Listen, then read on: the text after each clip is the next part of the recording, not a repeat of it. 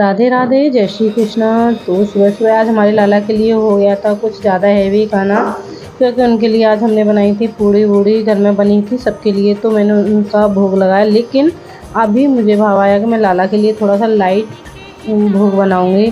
तो मैंने सबसे पहले कुकर को रख दिया है अपने गैस के ऊपर, थोड़ा मीडियम फ्लेम में, उसमें कर डाल लिया है ऑयल। लाला हमारे छोटे हैं तो अभी मैं उनको ज़्यादा हैवी खाना नहीं देती हूँ, और ना ही मैं कुछ उनके लिए ज़्यादा मसालेदार तला हुआ बनाते हैं। जैसा हम मीडियम रखते हैं अपने लिए, उसी हिसाब से हमारे यहाँ लाला का भोग भी बनता है। सबसे पहले प्रभु के लिए, उसके बाद हम सब लोग घर वाले उसे ग्रहण करते हैं।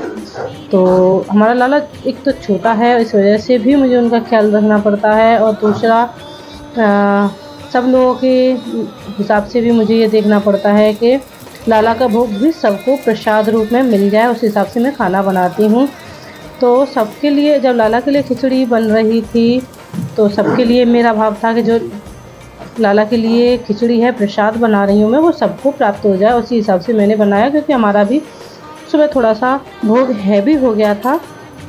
तो सबसे पहले मैंने जीरा हल्दी जो मसाले हैं वो डाल दिए हैं। उसके बाद मैंने हल्के से आलू डाले हैं, इसमें 2 छोटे छोटे आलू कटिंग करके रखे थे, उसको मैंने डाल दिया। उसमें डाल दिया है पानी। हल्का गर्म होने के बाद में इसमें चावल डालती हूँ, तो मैंने उसमें पानी डाल दिया। उसके बाद मैंने हल्का सा टमाटर कट करके रखा है, क्योंकि टमाटर से थोड़ा सा अच्छा लगता है खिचड़ी में, अलग ही थोड़ा सा लुक भी चेंज हो जाता है, उसका टेस्ट भी अच्छा लगता है और उसका स्वाद भी अच्छा आ जाता है। प्रभु उसे बहुत पसंद करते हैं, तो प्रभु की बातों को हमें ध्यान में रखना है। और 2 से 3 मैंने हरी मिर्ची काट के डाली हैं, ज़्यादा नहीं डाली हैं, 2 से 3। ये कड़वी नहीं है, थोड़ी तीखी कम है, तो मैंने उनके लिए ये भी डाल दी हैं, क्योंकि थोड़ा सा तो चटपटा होना चाहिए। क्योंकि बिल्कुल ही सादा सादा प्रभु को भी नहीं खिला सकते हैं, तो हम नहीं खाते हैं तो प्रभु को भी नहीं खिला सकते हैं।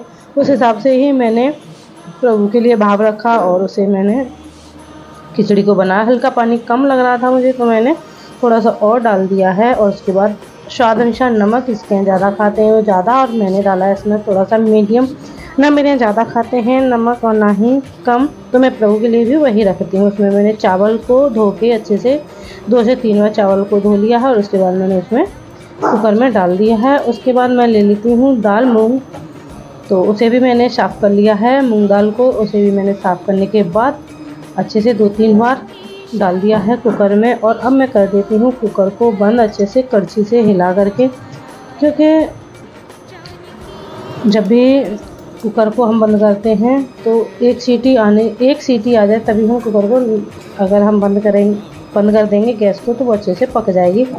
कुकर बंद करने के बाद हम थोड़ी देर के लिए ऐसे छोड़ देंगे, और फिर मैं चली जाती हूँ लाला का आरती करने के लिए। लाला का टाइम हो गया था आरती का, शाम का संध्या समय है, तो मैंने आरती करने के लिए मैं चली गई।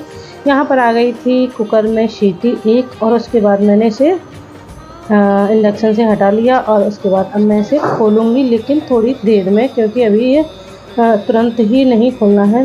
2 से 3 मिनट के बाद ही मैंने खोला था।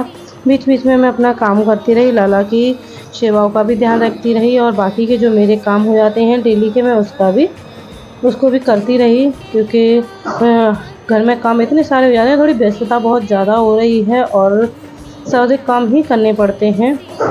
तो ये देखिए खिचड़ी हमारी बन करके तैयार हो गई है, और अब लगेगा हमारा प्रभु का भोग, और प्रभु इसे खा करके बहुत ही खुश होने वाले हैं। ये ना ज़्यादा थिक है और ना ही ज़्यादा पतली है, ये मैंने थोड़ा सा मीडियम रखा है, जो हमारे यहाँ सबको पसंद आती है और प्रभु को तो बहुत ही अच्छी लगती है। तो उसी बात को मैंने, एक चीज़ हमारे यहाँ कॉमन है कि जो प्रभु को पसंद आता है वो सबको पसंद आता है हमारे यहाँ, क्योंकि वो पता नहीं प्रभु का प्रसाद है, इसलिए यह सबका स्वाद ही ऐसा हो गया है हमारे यहाँ कि सबको वही पसंद आता है। और अब मैंने इसे बड़ी सी थाली में निकाल लिया है, क्योंकि अभी बहुत गर्म है, और गर्म होने की वजह से प्रभु के सामने मैं इसे नहीं ले जा सकती हूँ। कन्हैया के सामने लाला थोड़ा गर्म नहीं देते हैं उनको, तो मैंने थोड़ा सा ठंडा होने के लिए इसे रख लिया है। और अब मैंने यहाँ पे थोड़ा टाइम लग रहा है मुझे ठंडा करने में, तो मैं ले जाऊँगी इसे पंखे के नीचे, जहाँ पर हमारा पंखा चला हुआ था वहाँ रख दिया है मैंने इसको। और अब प्रभु के लिए मैंने ठंडा होने का वेट कर रही थी मैं, क्योंकि जल्दी से नहीं ले जा सकती थी, लेकिन टाइम हो रहा था, प्रभु के भोग का टाइम हो चुका था। लेकिन फिर भी चाहकर भी मैं उसे जल्दी नहीं ले जा पा रही थी क्योंकि गर्म बहुत ज़्यादा थी और लाला भी इंतज़ार कर रहे थे और मैं भी इंतज़ार कर रही थी मैं लाला को कब खिलाऊँ।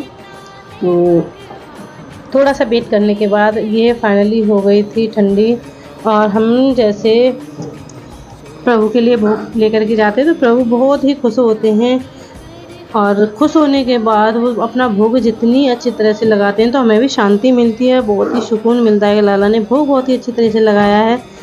लाला तो सबके भाव का ध्यान रखते हैं तो हमें भी थोड़ा सा उनके भाव का ध्यान रखना चाहिए। लाला हमारे बहुत ही खुश होते हैं और जिस पर भी वो कृपा करते हैं उसका तो कुछ कहने ही नहीं है, शब्द ही नहीं है हमारे पास कि लाला किस पर कृपा कर दें, किस पर रीझ जाएं, ये नहीं कह सकते हैं हम। और ये देखिए हमारे लाला जी इतने प्यारे से लग रहे हैं और इन्होंने ग्रीन कलर की पोशाक धारण की है और इसमें थोड़ा सा अलग चेंज कलर आ रहा है क्योंकि यहाँ मेरे यहाँ लाइट थोड़ा सा कम थी तो ये थोड़ा सा अलग कलर, लेकिन इन्होंने ग्रीन कलर की पोशाक धारण की है और इनका भोग आ गया है इनके सामने। अब लाला इसे भोग को करेंगे ग्रहण और उसके बाद प्रसाद रूप में लेंगे हम। तो लाला का जब ये मैं भोग लगा रही थी तो मेरे मन में भाव आ रहा था कि लाला जब भी ये भोग लगाएं तो खुश हो जाएं। बस मेरा भाव यही रहता है कि जब मैं जो भी काम करूं लाला की खुशी के लिए करूं। बस सारे भक्त यही सोचते हैं, बस लाला को खुश रखना है, कैसे भी लाला हमारे खुश रहें, चाहे हमें कुछ भी करना पड़े खुश रहने चाहिए। तो ये देखिए हमारे लाला की मुस्कुराहट थोड़ा अलग ही लग रही है। ये बाँसुरी और उनकी ज़रूरी सामान उनके पास ही रहता है हमेशा क्योंकि लाला को इन चीज़ों से अलग रहना अच्छा नहीं लगता है। तो ये देखिए लाला का भोग बन गया और लाला भोग पा भी रहे हैं। अब हम कैमरा ऑफ करेंगे क्योंकि लाला का भोग लगाने का समय है। सो राधे राधे सभी को।